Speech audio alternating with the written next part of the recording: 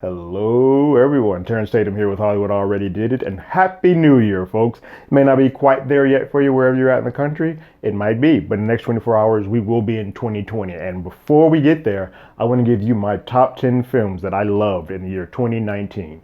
And we'll get into it right after the jump.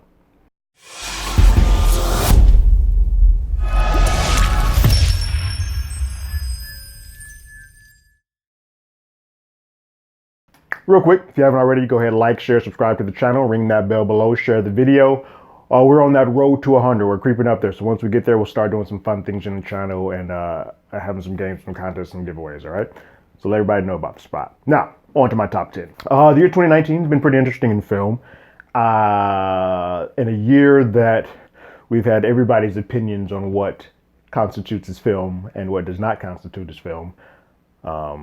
Thank you, Marty. We are in this weird thing where a lot of films have made billions and billions of dollars from one particular studio. I can say safely on my top 10 list, I only have one of those films on my list. And I've seen them all. I enjoy going to the theaters for those type of films, but this is a year that the majority of the films that are on my list are original pieces, original IP, original property, or something new and tangible that we have not quite seen before. And it's refreshing to have. While I enjoyed going to theaters for everything, this is a year that I've had a little bit of something of everything, and I've been pleased as a moviegoer. So before I get actually to my top 10 list, I want to talk about to you a couple of things that are not on this list. Just off bat, because I know as we go along and when these comments start coming in, people are going to be like, wait, what about this? What about this? First, Joker is not on my list. What? I know. Joker's not on my list because I think that is a film that has a fantastic character performance that hides a lot of poor storytelling and not really a through line or a directional choice. It borrows a lot, basically. It's a homage to Kings of Comedy and Taxi Driver. And instead of doing things that I think stand on its own, it uses a phenomenal performance by Joaquin to hide what I don't think is an actual beat line or story choices or strong story character choices that make that movie ring out for me. And so while I do think it's a movie that everybody should see this year, it's not on my top 10. The other couple that I know are going to probably be like, wait, they're not on there, are The Irishman and Once Upon a Time in Hollywood, which I saw both in the theater, including yes, Marty, I went to the theater like you asked me to see that in the theater. My issue or hang up with those two films is that while I think they are both great quality films, when I look at the catalog of work that those two men have produced, both of those films fall towards the bottom half of those tiers of their rankings. And so while their worst is better than basically anything else normally, this year there have been enough quality films that I would put above it that I can't just put them in just because I think they're making quality film. They're not just the best for me. So those three that I know are going to come up at some point in time within this video. Before I get to my 10, I do have one honorable mention that I just think I want to mention because it just got pushed out by some stuff that I've seen over the last 48 hours. But I have to start with my number 11, my asterisk, my sweet baby that just got pushed off the list. Ready or Not. It's a movie that came out in the summer starring Samara Weaving. It's for Disney, but it was originally a Fox Searchlight film that unfortunately kind of got dumped with the merger happening. Not many people paid attention to it. But it did well for what it did in the box office based on one trailer, and Samara Weaving's performance in this is phenomenal. I'm a sucker for hybrid films that do clue mystery type films, mess with some like crazy what the hell's happening moments in this movie. It's a fun ride, and I think if you're willing to unplug your brain for a little bit and have some fun and just go on a ride, I think this is a movie that you should see. So that is my one honorable mention. I'm not going to have like 14 of them. That is my one honorable mention. Now, let's get into the top 10. Number 10. Number 10 is going to piss some people off, but I don't give a damn. It is the film called Midsommar, starring Florence Pugh. Came out in the summer from the director who did Hereditary, which seemed to have gotten better accolades from overall critics, or the critics and fans, whereas this one more so got it from just the critics. Here's the thing. I love this movie, and this movie does one thing that I don't think horror movies are capable of doing. I didn't think horror movies are capable of doing for me anymore. It keeps me on edge. And it manages to keep me on edge from start to finish, and does so while shooting entirely in daylight. A lot of times the trick to get me to be intense or to be scared is to shoot it all at night. You were like, well, yeah, naturally darkness in nighttime is creepy. No, these white people are scary as hell in the day, bright freaking daylight. And I think a trip that I took to the to Mexico to do some searching on some religious statues and religious monuments helped me kind of understand this movie more, and it moved up a little bit higher on my list. But I felt unnerved by the entire thing. I did not see the director's cut that they re-released, but the cut that I saw was perfect. People said it felt too long. I never felt that I was wasting my time in that movie. So kudos, and Midsommar is definitely my number 10. Number 9, keeping the horror theme going, Jordan Peele's Us falls in at my number 9. Look, I don't think this is as mainstream and as accessible as Get Out was. Get Out had a straightforward line. I think it was a little bit less. The script for that is tight, perfect, and gives you a one-to-one, like A to B. This is what the point is. I think Us is a little bit more. I'm going to posit some threads and make you think about it a lot. And I think Jordan Peele increased his ability as a director tenfold between Get Out and this. And what I will say that I've been saying to everybody in reference to this film is I left this theater twice. I saw it back to back. I left this theater twice, and both times while standing outside of the theater, people wanted to have a conversation about the film. And that doesn't happen a lot often outside of the mainstream Marvel or DC films. It's either like, yeah, yeah, or Star Wars, yeah, yeah, yeah, or boo, boo, boo, like that type of. This is a film that's like, people are like, what did that mean? What did you think this mean? What did you think that mean? And for me, that's fascinating. That is what theater or film experiences should be. And we've kind of gotten away with that. Everything's usually cookie cutter or the repeat of the same. And I think Jordan Peele made a great performance. And I know they don't nominate horror film actresses because Toni Collette didn't get anything for Hereditary, but Lupita has, I believe, gotten Golden Globe noms for this, or starting to get some nom. She should be nominated for this because she kills this role. And if you're able to get past some of the horror elements and not get too freaked out, I think this is a movie that you should check out when you have the time. It's going to be a couple of these on my list, but my number 8 is a Netflix property called Dolomite Is My Name, starring Eddie Murphy. For those of you who don't know, it's a Rudy Ray Moore quasi-biopic, much in the same room that this Disaster Artist was for The Room. This is for Dolomite. I think it's a resurgence of Eddie Murphy. This has been a great back end of the year with Eddie Murphy doing Saturday Night Live, and Dolomite Is My Name. He kills it in this, and it's not the PG family Eddie that we've had over the 2000s. It's more of like the late 80s, 90s Eddie. And I think that is what people have loved him for. And to see him getting back into that, I don't necessarily need Coming to America 2, but he's in such a good wave that I'll take it. And this is a good jumping off point, and I think you should check it out when you get a chance. Number 7, my only blockbuster film, my only, I believe, sequel on the entire list, is Avengers Endgame. For me, for those of you who know my list from last year, Infinity War was much higher. It was in my top 3 of the year. Endgame's a little lower because I just think Infinity War is a better made film. It's not just taking anything away from Endgame, because I think Endgame is masterful as well. But I think the other films above this list are a little bit more impactful in both the newness and heartstring aspect, where this one, there is some familiarity because I've been with these guys on this road for 20 plus films, but it does definitely pull at the heartstrings. But I think this film reminds me of sort of how I feel like Empire Strikes Back and Return of the Jedi for Star Wars. You can't top Infinity War because you break the mold. You're breaking the characters, you're breaking them down, you're breaking everything. They lose.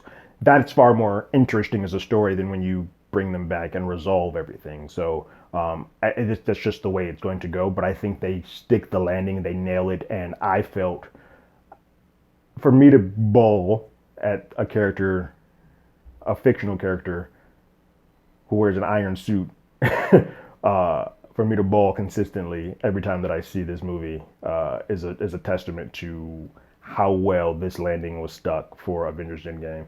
And I will say this: while it is low and it's number 7, it is the only film on the entire list outside of probably my honorable mention that has a ability for me to replay it and put it on at any point in time. I think my 6 that I have higher than this, I can't just put those films on, and you'll see why and as we go along, but I can't put those films on because, well, I would need a therapist. Those just aren't easy to digest films, and I think this is the easiest film that does hit me hard, but it also just feels good. It gives me those rah-rah moments, those exciting moments. I mean, Captain America picks up Mjolnir. Like, what?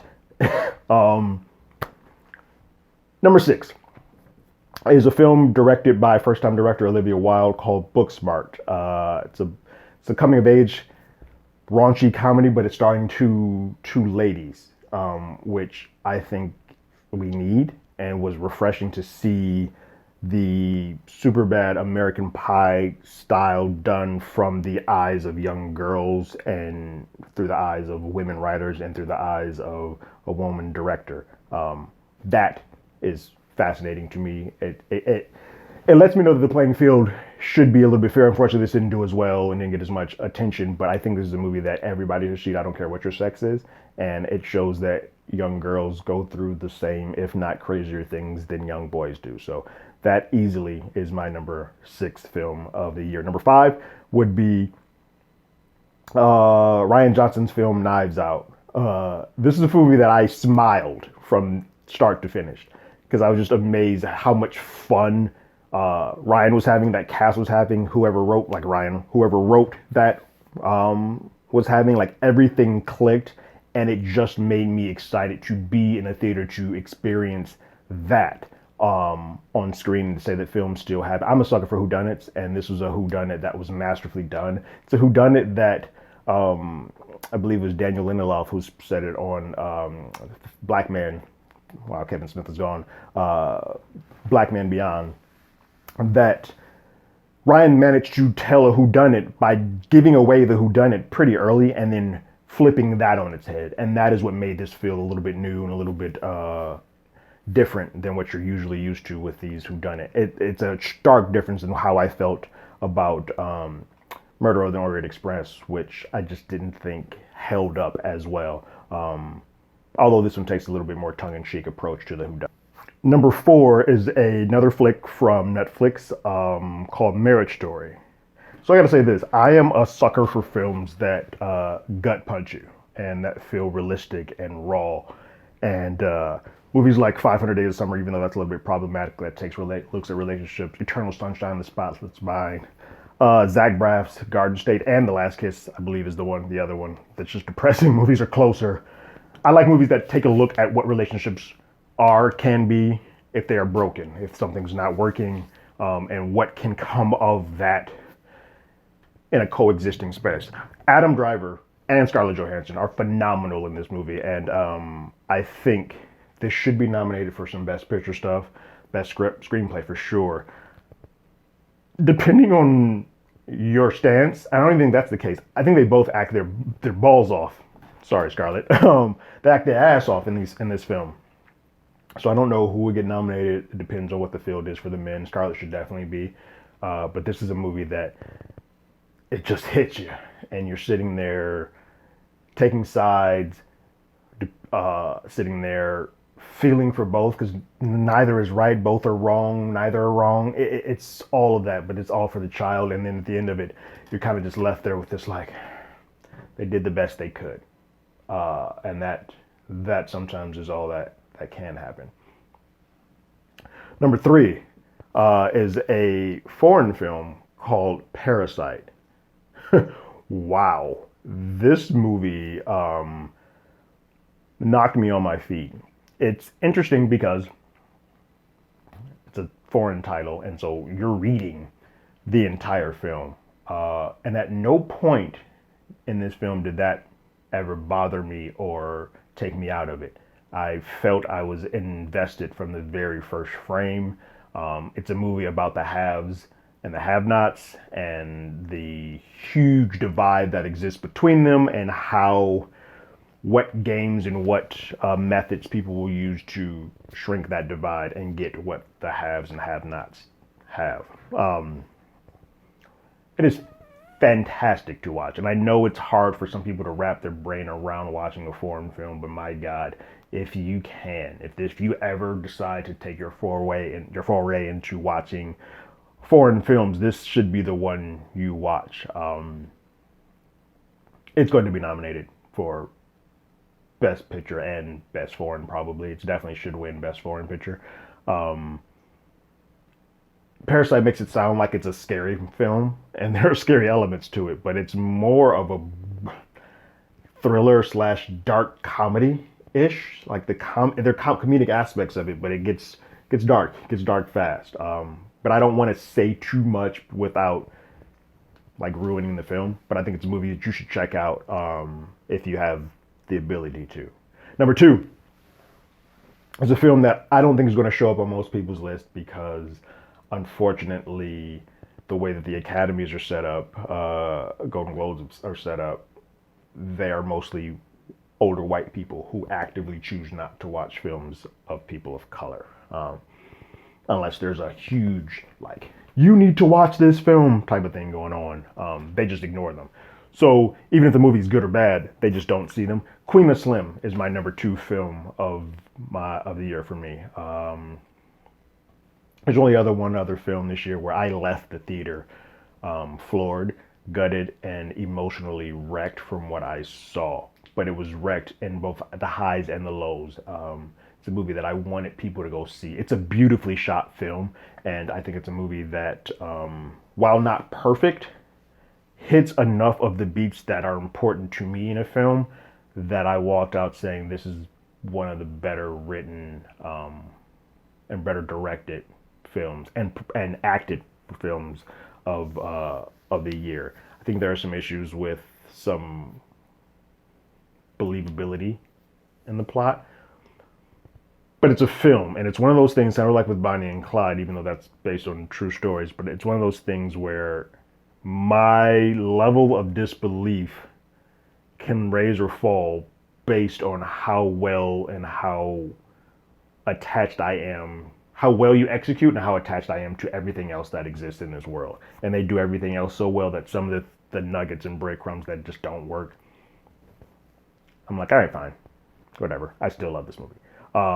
And then my final number one movie of the year for 2019 is Taika Waititi's Jojo Rabbit.